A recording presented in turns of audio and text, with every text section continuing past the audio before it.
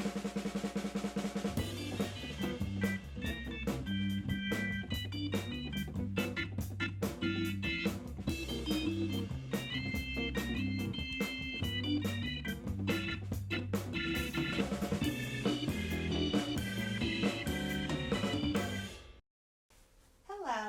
welcome to Cooking with Carolyn at KCKCC. My special guest today is Carol Pitchland. Carol, tell them what you do here at the college. Well, Carolyn, first of all, let me say I am so delighted to be with you as your guest today. And I am at the Intercultural Center here at KCKCC. And we embrace all that revolves around diversity and culturalism. And I'm very glad to be here today. That is exciting, and we're very happy to have you. Thank you. Well, today, what we're going to make is what we call cabbage greens. These are the leaves that grow around the cabbage. They have two purposes when you pull them as the cabbage is growing. The purpose of pulling them off is because of course, today we're going to cook them, and they're very edible and very good. And they cook down to where they have like a collard green texture and look. And they're full of vitamins. The greener, the better. So that's why it's important to cook the cabbage leaves. And another good purpose of pulling the cabbage greens off from around the head is the head is about that small right now, and as you pull the leaves, it makes the head grow bigger. And the reason it makes the head grow bigger is because this is not pulling all the nutrients and the water and everything that that head needs. Any plant you have, if you want it to grow and get bigger, if you got something dead, even as a flower, pull off the dead ones and your plant will flourish. Well, may I ask you this? Mm-hmm. Do they usually, when you buy the cabbage in the produce section, is that usually readily available there, or do they take that off? That's a good question. I'm glad you brought that up, because actually in the grocery store, you might have seen them locally in your grocery store, America, where the produce manager will pull all the green off and you find like this nice lighter color green cabbage head. So sometimes they'll even give them to you. If you can't grow it yourself, then it's a good way of getting the cabbage leaves. You can ask your produce manager, because they usually throw them away anyway. And later in the season, I'm going to show you another recipe using these leaves to make cabbage rolls. Oh, good. Okay? Now, the first thing you want to notice is that you have all different sizes. There is a stem down the middle here.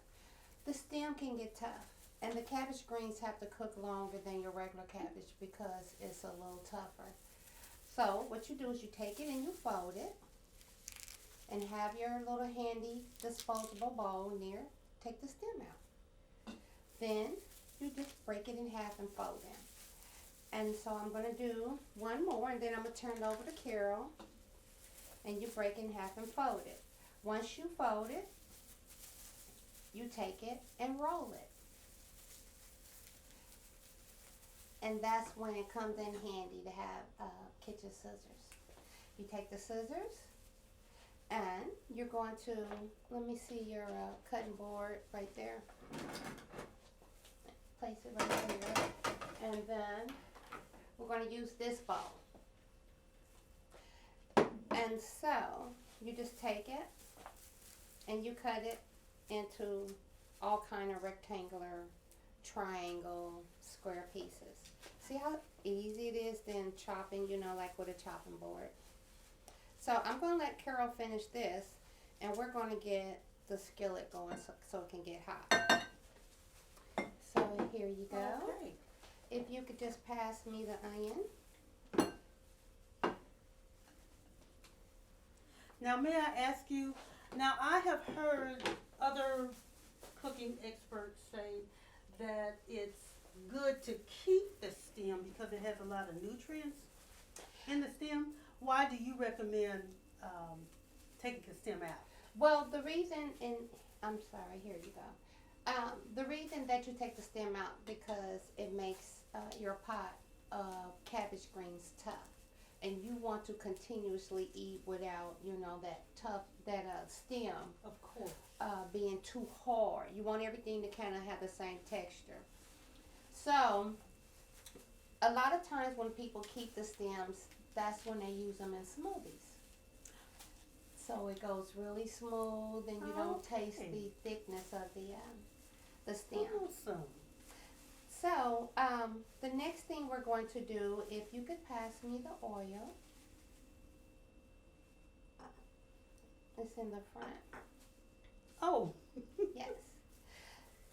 If you notice, I'm going to do my hand over the skillet like this to see if it's warm. And I'm going to make it a little bit warmer. This is 2 tablespoons of oil. You can use any kind of oil you want. And then the next thing we're going to do is we're going to add unsalted real butter. And we're going to do 3 pats. So that's 1. You're going to like this recipe. That's 2. And that's 3. The oil and the butter mixture will give it a nice flavor for the onion.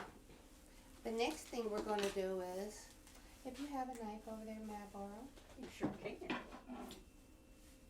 We're going to add the onion. You just cut up these nice little pieces. These onions came from the garden. I like to slither them a little bit.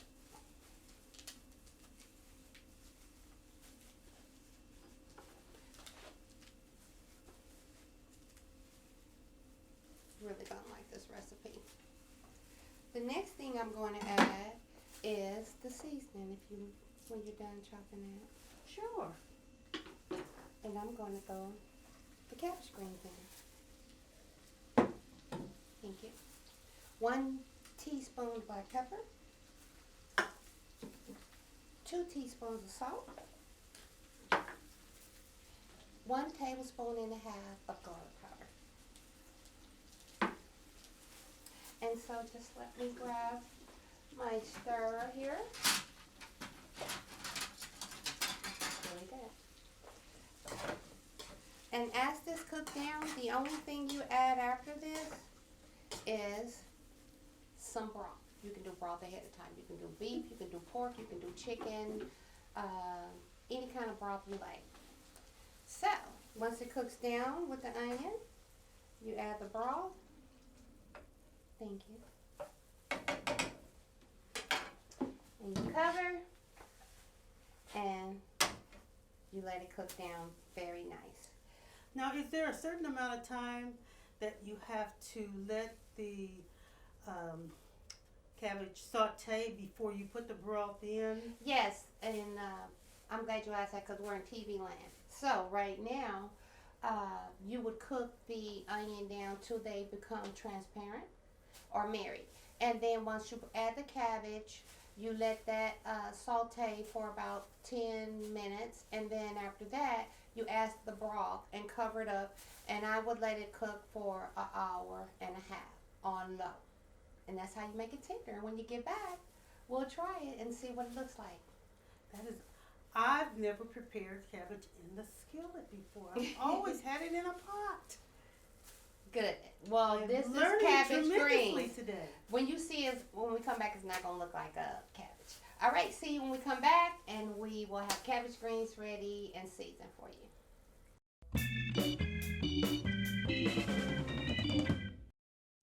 Welcome back to Cooking with Carolyn at KCKCC, Kansas City, Kansas Community College. And Carol Pitchman is still with me. Say hello to everybody. Welcome back. Okay, the second part of the segment is we're going to make a sour and sweet cherry dill vinaigrette with cherries and also seasoning. And we also have in the vinaigrette there, hold it up for the camera. I prepared some before this. We have cherries in here. We have oil. We have distilled vinegar. And we have dill in here, and we have Italian sage. For that portion there, I used about 13 cherries to 15. I used about maybe a quarter to 1/8 vinegar, oil, and 3 tablespoons of water, and just a few pinches of dill and Italian sage, and chop it up real nice, and you put it in there. The reason I pre-made it is so you can see what it looked like, because it needs to sit about 3 to 4 hours to get all tangy and open your palates up, and it's very good because it's sour and sweet and dill and cherries. Vinaigrette, you can't want those with that. I'm excited. Can't beat it. So today, as we're making our salad, this salad is called a herbal salad. So we're going to have red, ruby red exactly, lettuce, curly leaf lettuce. We're also going to use little baby Swiss chard. They're so tender and so good. And you see this red stem? I'm so excited about it because that red stem will give you a boost of energy. Good stuff. If you don't know how to start your own garden, just contact us here at the college and we'll help you. This is arugula. Arugula is a stronger lettuce and it tastes like pepper. To me, it tastes like pepper. What do you think?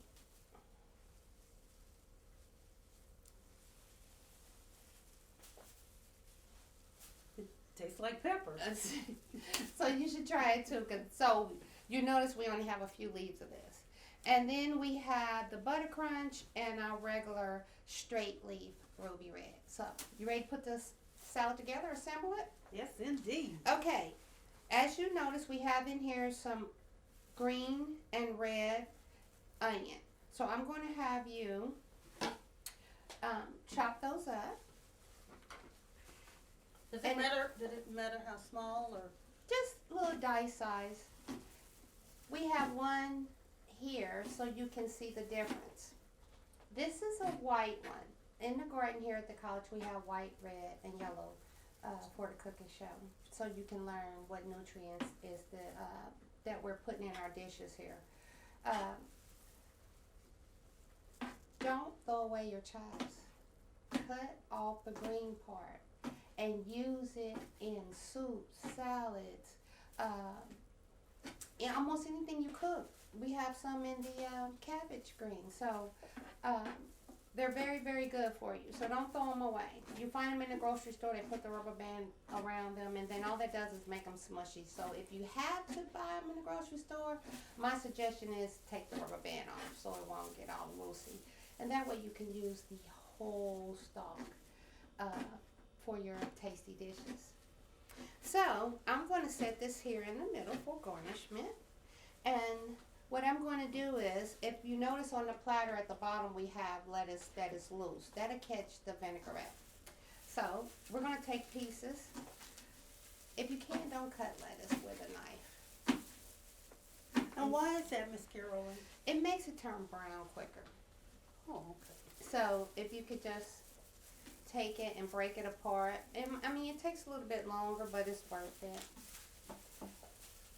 for your family and friends. So if you want, you could just kind of sprinkle those all over the salad. Yeah, just like that. Nice and pretty.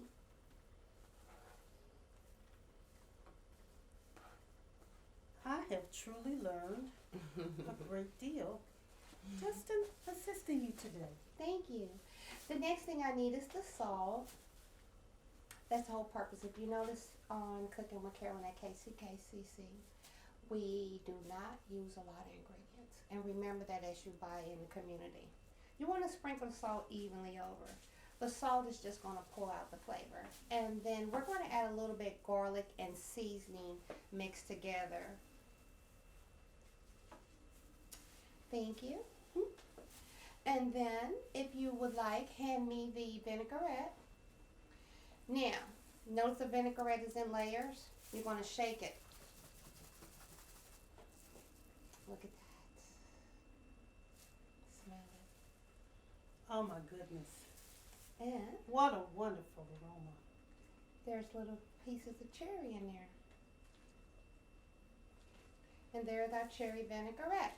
Now, to make the vinaigrette, like I say, you just mix the vinegar, the oil, the season, the cherries, take the stem out, and the sour ones work better. So, remember the cabbage greens? Well, we're ready. Look at that. Nice and juicy and little pieces of smoked meat.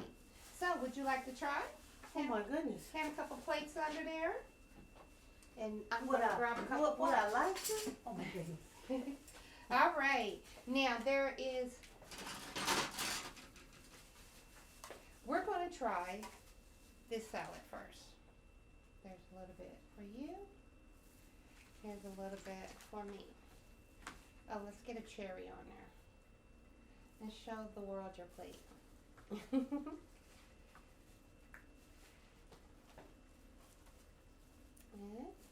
there's your fork. Let's try real quick. That's very good. Yes, it is. And the cherries make a wonderful, wonderful sweet but sour kind of touch. Good. While you try that, I'll grab cabbage greens. Oh, look at that. Tell me that doesn't look like collard greens. It really does. Okay, you ready? I'm ready. You got a piece of smoked meat. Cheers. Oh my goodness. Now that's some cabbage greens. That is delicious. And see what your grocery store throw away. Here's the good stuff here. Here's the goodness for your body. And that's just very good. This mixed with your with your salad, little vinegar. Who put vinaigrettes on there or vinegar on your greens? I do. I do. It is good. Very, very good. So, until the next time, try this tasty treat. Fresh, right here off the campus in KCKCC Community College. Come on out, visit us, enroll, join us on the cooking show, and you can learn some things. It's free because we're here for you. So come on out. Even the cherries were picked off the tree on campus. Oh yes, indeed. It's been a pleasure. Thank you, Carol, for coming. Yes, indeed. We should have Carol more often. That sounds good, isn't it? It sounds really good to me. Okay. Well, until the next time, you know we're going to have something good and delicious. We'll see you right back here on Cooking with Carolyn at KCKCC. Bye-bye.